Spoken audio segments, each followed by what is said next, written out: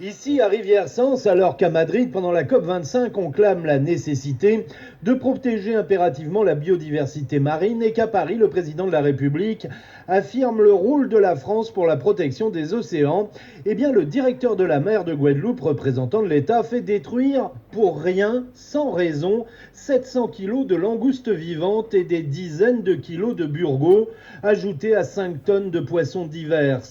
Sur la pression illégale d'une dizaine de marins pêcheurs encouragés par un marailleur bien connu des services et un vice-président du comité des pêches remonté contre l'idée de laisser travailler Jonathan Mazzielli et son bateau. Une entreprise tout à fait légale, le bateau va chercher du poisson frais acheté aux organisations de producteurs vénézuéliennes.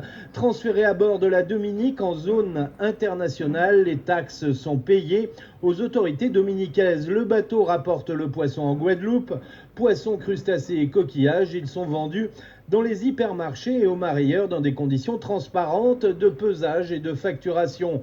Tout est en ordre et quand les douanes ont emmené ce matin le patron, il avait le sourire et pour cause, son dossier ne souffre d'aucune imperfection puisqu'il est supervisé par l'État lui-même. Un État cruellement absent cette nuit, les matelots n'ont pas pu glacer le poisson. Un huissier est venu ce matin constater le blocage et la dégradation de la marchandise.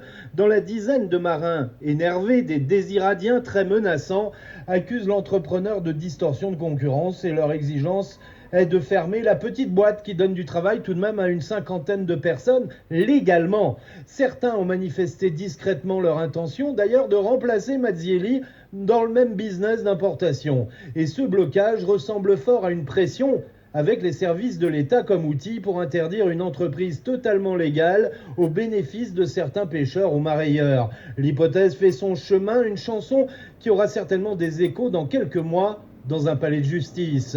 Basse-Terre, Ronan Poney, Guadeloupe la première.